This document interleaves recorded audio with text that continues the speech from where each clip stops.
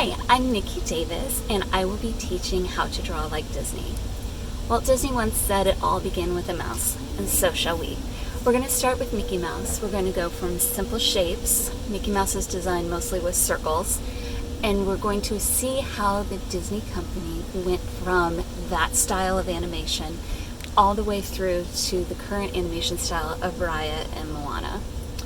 We will begin with the very earliest Mickey Mouse cartoons. We will reenact those characters, and then we'll move into the silly symphonies to see how they got a little more complex, and then we'll head into the animated movies.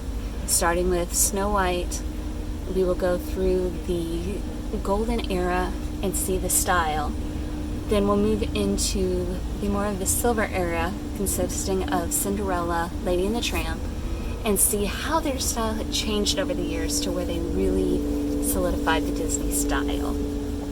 From there, we'll continue to see how there were changes from that time period all the way up to current animation. In this class, we're not only going to be learning how to draw just like Disney, but we'll also be trying to make our own characters and draw them in that similar style.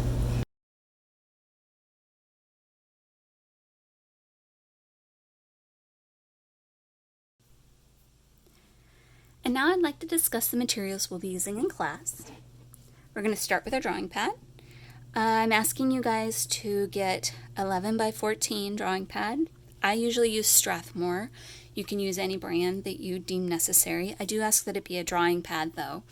There are many different kinds of art papers out there. This will provide us with the best quality and the best paper texture for what we're going to be doing. Next is our set of pencils. I prefer a 12 set. As you can see, again, these come in many different brands. You can get whatever brand you would like. My set is 12, as I said. You could probably get away with going down to as few as 6, maybe even 4. But I do need, for sure, the 2H,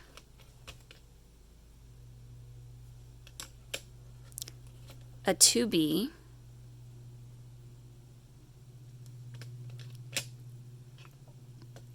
a 4B,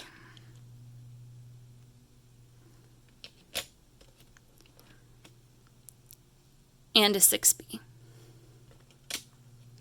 When we're doing mostly pencil work, it's nice to have more of a variety in your tones, so I do suggest you getting more, but if budget is an issue, you could probably get away with just those 4.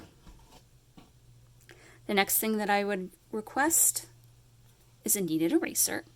For anybody who hasn't used one of these before, they're fantastic for when you're doing drawing work because you can basically make it whatever shape you need to be erased. If you need a larger area to be done, you can flatten it out and erase a large area. If you need just fine details erased, you can sharpen it to a point and erase small details. And this will be the only eraser that we really use in class. Next thing I have on your list are rubbing sticks.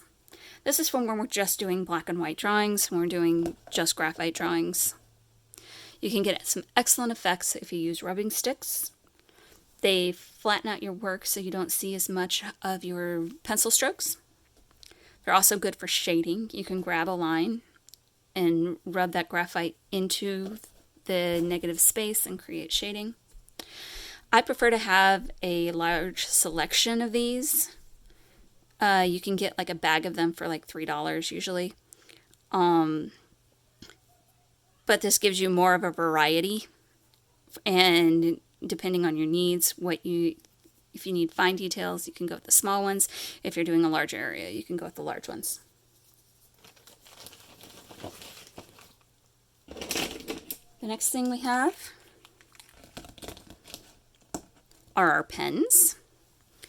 This came out of a set that I bought a while ago. They're Faber and Castells. You can buy them, again, many different brands. I got everything at Michael's. Micron is another very popular brand, and I think Micron is suggested on your list. They come in different widths and styles. The most important, if we can get a good look at this here, is your plain pen. Just has a little nib on the end of it. But there are other styles, such as your brush. They can do some really fun line work. So if you'd like to play along with those.